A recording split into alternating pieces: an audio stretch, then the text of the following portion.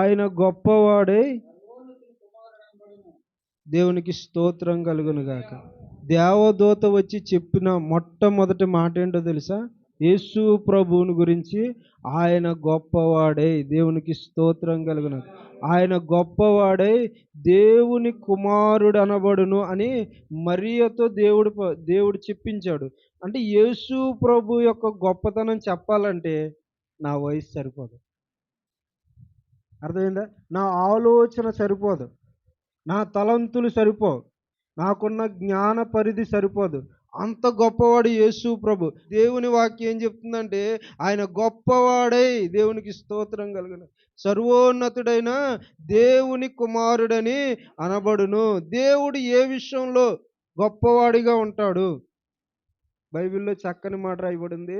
ఆయన ధనవంతుడై ఉండియు మన కొరకు దరిద్రుడు ఆయన. అంటే ఆయన గొప్పవాడు ఎందులో అయ్యాడంటే గుణంలో గొప్పవాడయ్యాడు, అర్థమైందా? మనల్ని ధనవంతులుగా చేయుటకు ఆయన దరిద్రుడయ్యాడు. ఈ లోకం పరిస్థితి ఏంటంటే వాళ్ళు ధనవంతులుగా మారడానికి, వారు గొప్పవారిగా మారడానికి వాడి స్నేహితుడినో బంధువునో తెలిసిన వాడినో దరిద్రునిగా చేసేస్తారు, మోసం చేసేస్తారు. కానీ దేవుని యొక్క వ్యక్తిత్వం ఏంటో తెలుసా? మనల్ని ధనవంతులు చేయుటకు ఆయన దరిద్రుడైపోయాడు. అది లోకానికి యేసు ప్రభుకున్న వ్యత్యాసం. ఒకడు పైకి రావడానికి మరొకడిని తొక్కి తొక్కి తొక్కి తొక్కి పైకొచ్చి గొప్పవాడు అవుతాడు. ఈయనేం చేశాడంటే ఆ లోకం నుండి అన్నిటినీ అణుచుకుని రిత్తునిగా చేసుకుని సింహాసనాన్ని విడిచిపెట్టి మనుష్యుడిగా మట్టి మానవుడిగా దిగి వచ్చాడు. అది యేసు ప్రభు యొక్క గొప్పతనం. దేవునికి స్తోత్రం కలుగును గాక. యేసు ప్రభు ఆ సింహాసనం మీద నుండి, ఆ స్థితిగతుల నుండి నిత్యము దేవదూతల చేత ఆరాధించబడే ఆయన ఒక మానవుడిగా, మట్టి మానవుడిగా దిగి రావడానికి కారణం ఏంటంటే మనల్ని ధనవంతులుగా మార్చడానికి. దేవునికి స్తోత్రం కలుగును. అలాగైతే మనకు వచ్చే ప్రశ్న ఏంటో తెలుసా? మనం ధనవంతులుగా మార్చబడ్డామని అంటున్నారు కదా, ఈరోజు మా ఇంట్లో 10,000 కూడా లేవు కదండి అన్న. అంతేనా? ఒక 10,000 కూడా లేవు మా ఇంట్లో, ఒక సరైన ఇల్లు లేదు, సరైన వసతులు లేవు, సరైన ఏదైనా రోగం వస్తే చూపించుకున్న ఆరోగ్యానికి సంబంధించిన ఇవేవి పాలసీలు లేవు, ఏమీ లేవు, ఇంకా మమ్మల్ని ధనవంతులుగా చేశారని మీరు ఎలా చెబుతున్నారు అన్న ప్రశ్న ఖచ్చితంగా మనకు వస్తుంది. వచ్చిందా రాలేదా? ఆలోచించే ప్రతి ఒక్కరికి వస్తుంది.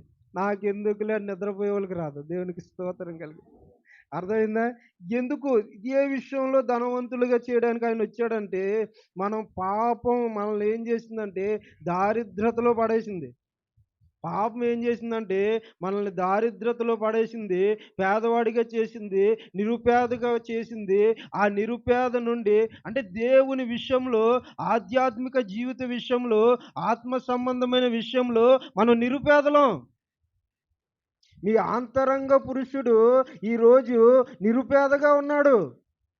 మీలో ఉండే జీవుడు ఎలా ఉన్నాడంటే వాడు నిరుపేదగా, పేదవాడిగా, దిగంబరిగా, దరిద్రుడిగా ఉన్నాడు. ఆ అంతరంగ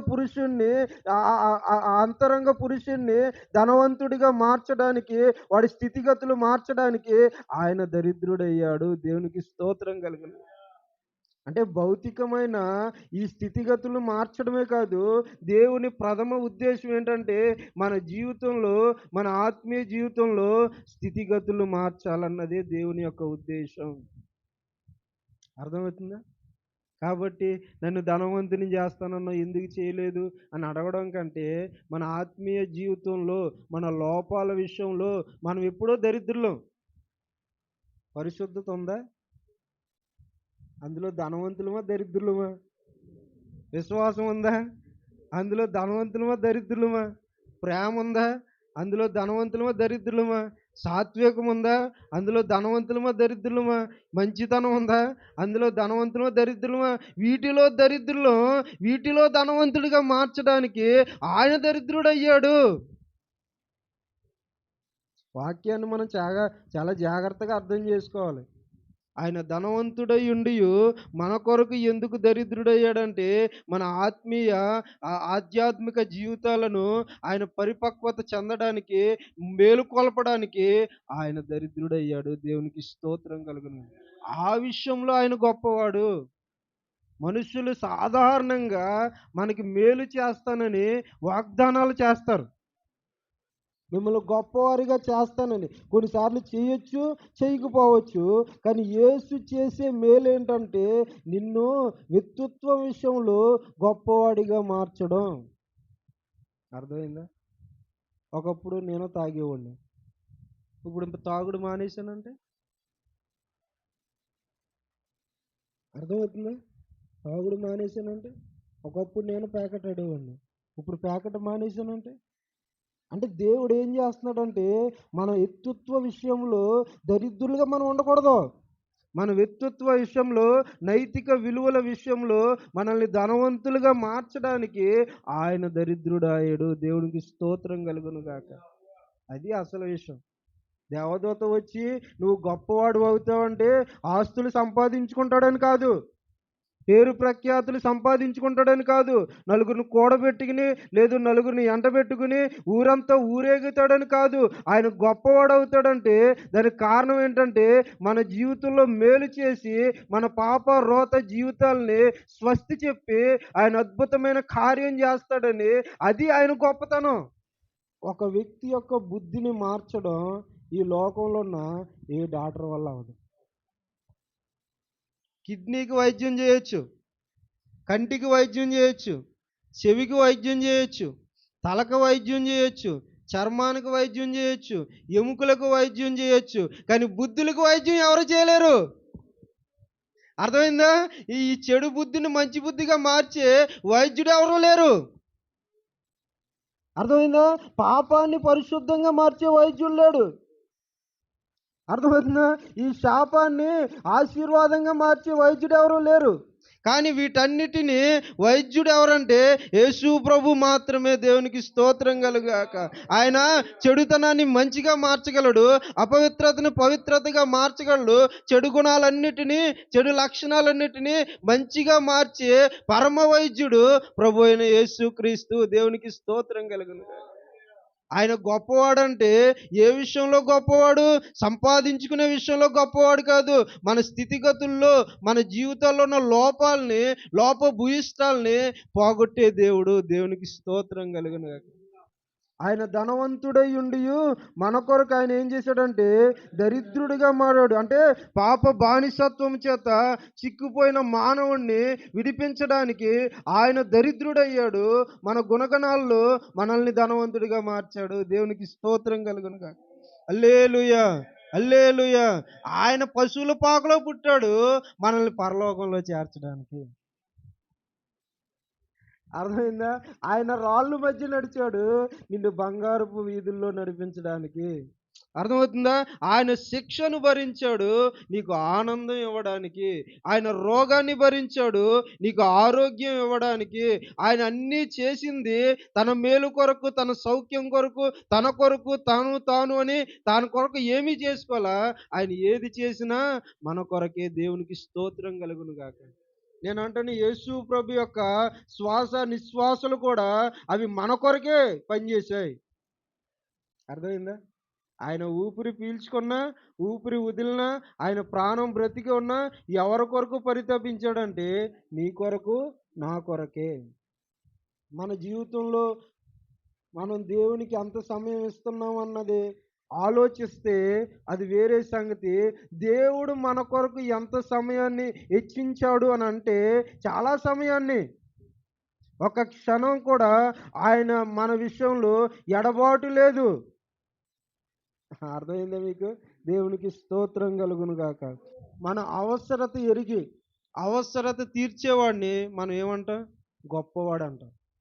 మన అవసరత మీకు ఒక 10,000 అవసరం. అటు ఇటు తిరుగుతూ ఉన్నారు.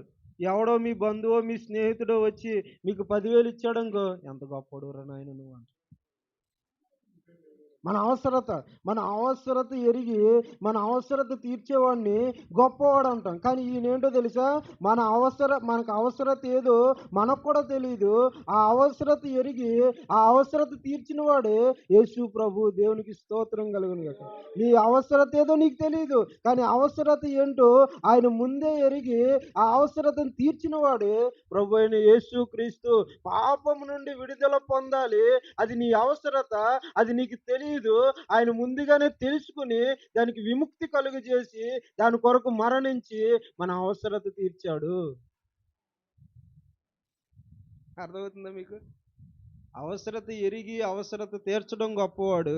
కానీ మన అవసరత మనకు తెలియకపోయినా మన అవసరతను గుర్తించి ఆ అవసరత తీర్చిన వాడే ప్రభు అయిన యేసుక్రీస్తు. దేవునికి స్తోత్రం కలుగును గాక. ఇప్పుడు రక్షణ పొందడానికి వచ్చేవాడికి వాడికి తెలియదు.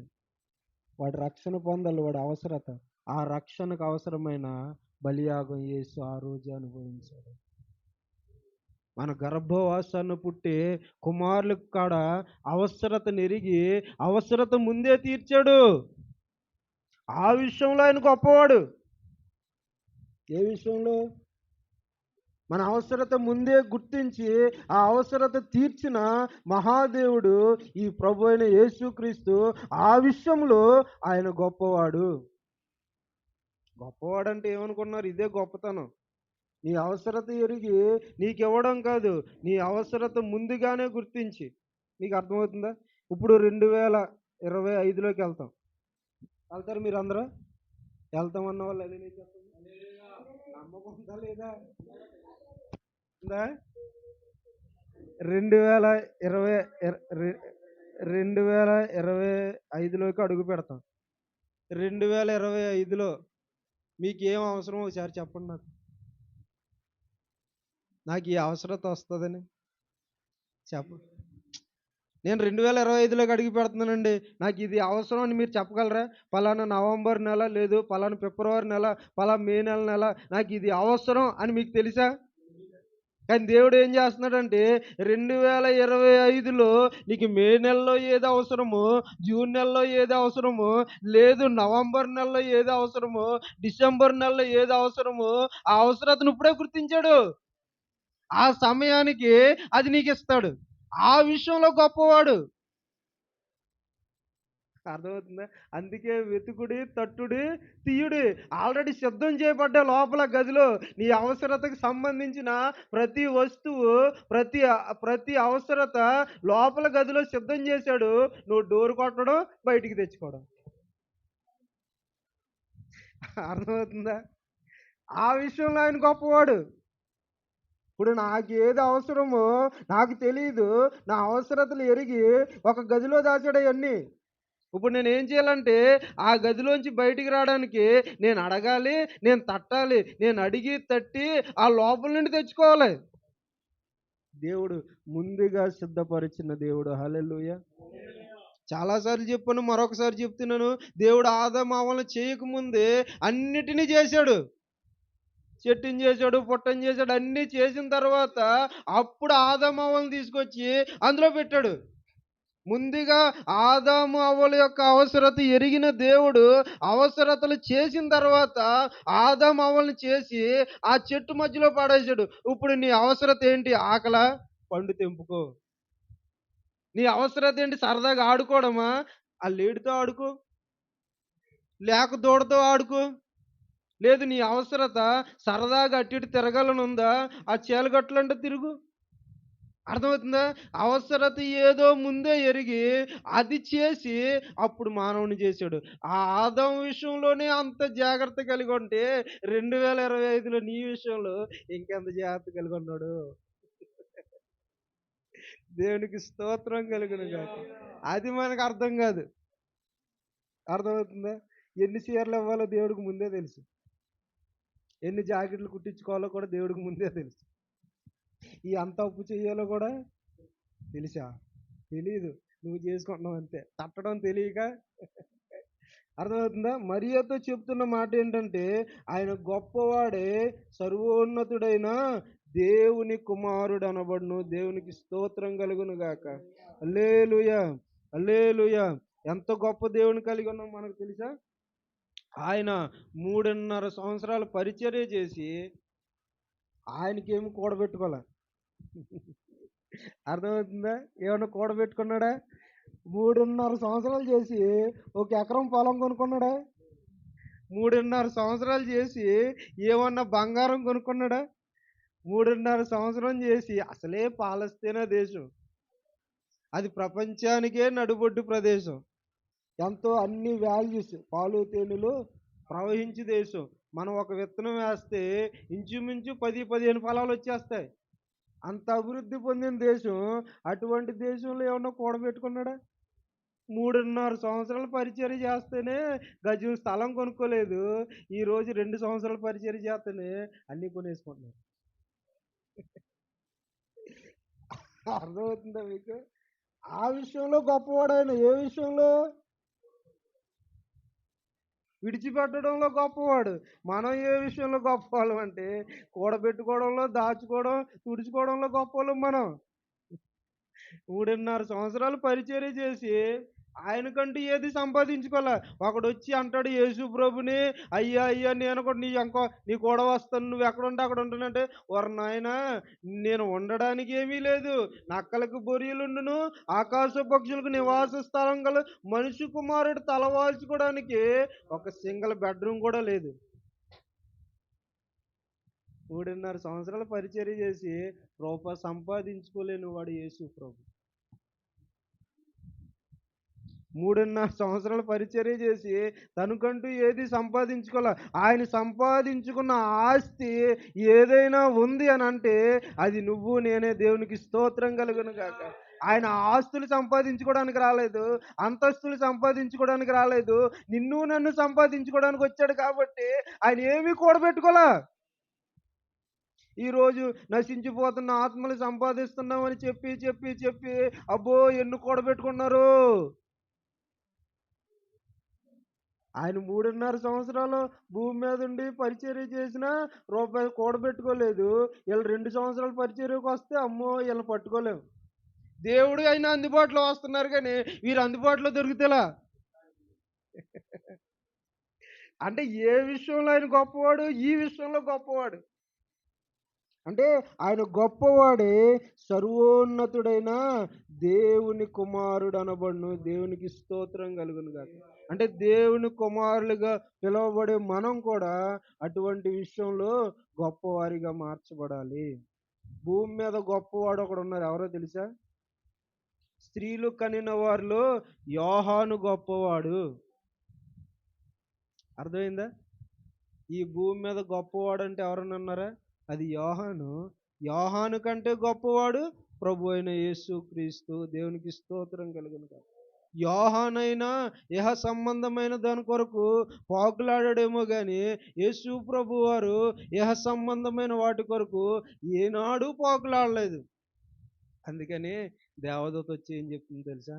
ఆయన గొప్పవాడే, సర్వోన్నతుడైన దేవుని కుమారుడనబడును. దేవునికి స్తోత్రం కలుగును గాక. హల్లెలూయా. ఏ ప్రవచనం అయితే దేవుని దూత యేసు ప్రభు గురించి చెప్పిందో అదే ప్రవచనం ఆయన చనిపోయే వరకు నెరవేరింది. దేవునికి స్తోత్రం కలుగును. ఆయన బాప్తీసం తీసుకోవడానికి వస్తే పరలోకం నుండి ఆకాశం తెరవబడి ఆ పావురం అతని మీదకి దిగి వచ్చి ఆ ఆకాశంలో నుండి ఒక శబ్దం వినబడుతుంది. ఏంటో తెలుసా? ఈయన నా ప్రియ కుమారుడు.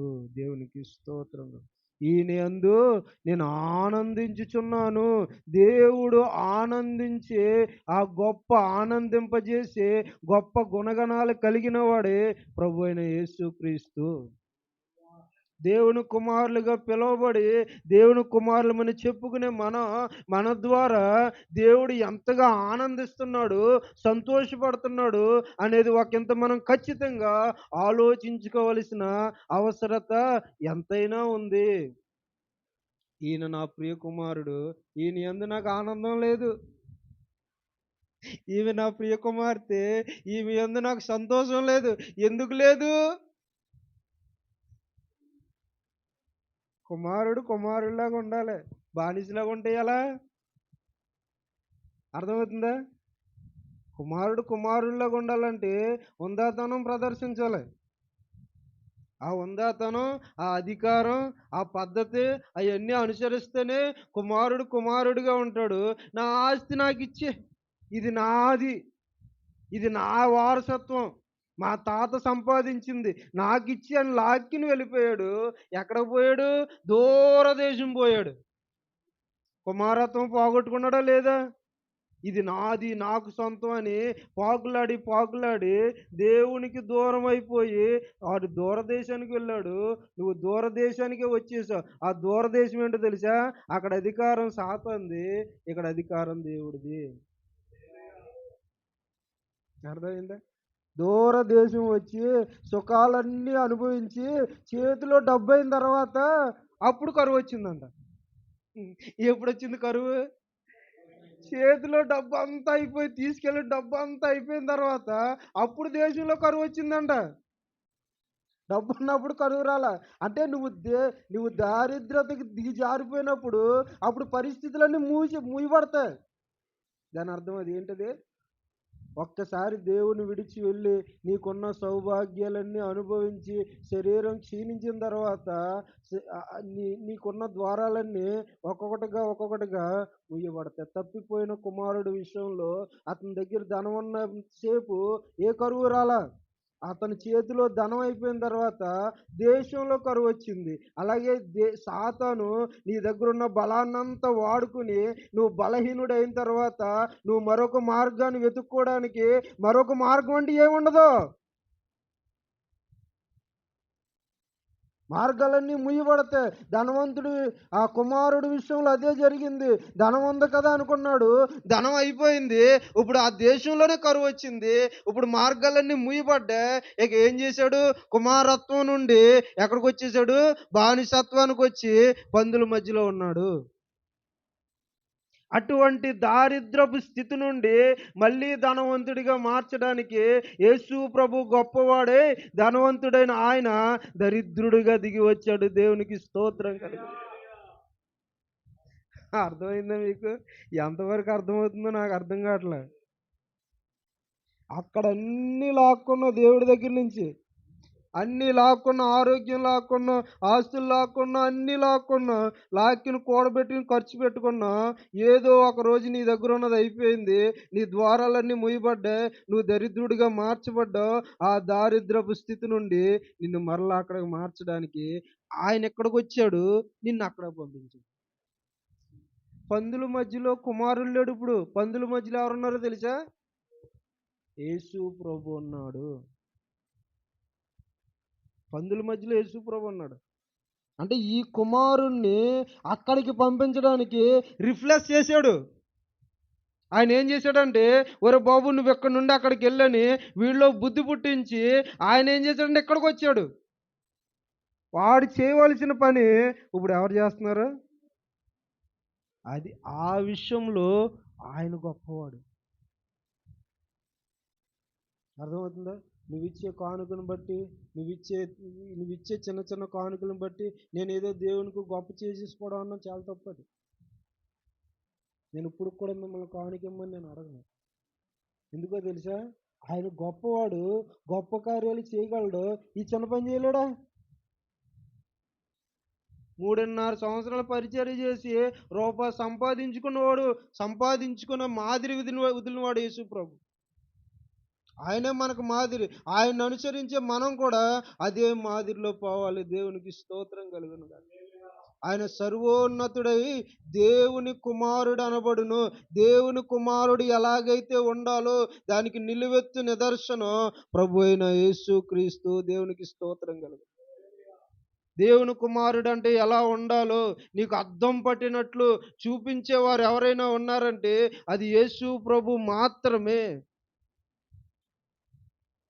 తన్ను ఎందరైతే అంగీకరించుదురో వారందరూ దేవుని కుమారులు అనబడును. యేసు ప్రభువుని అంగీకరించిన మనం, దేవుని కుమారులుగా పిలువబడుతున్న మనం, ఆ కుమారత్వాన్ని సంతరించుకోవాలంటే, ఆ కుమారత్వానికి నిలువెత్తు నిదర్శనంగా మార్చబడాలంటే, మనం వారి వెంక, వీరి వెంక చూడడం కాదు. దేవుని వైపు, ప్రభువైన యేసు వైపు చూస్తే, ఆ కుమారత్వాన్ని మనం సంతరించుకోగలం. దేవునికి స్తోత్రం కలుగును. ఆయన వైపు చూడాలి.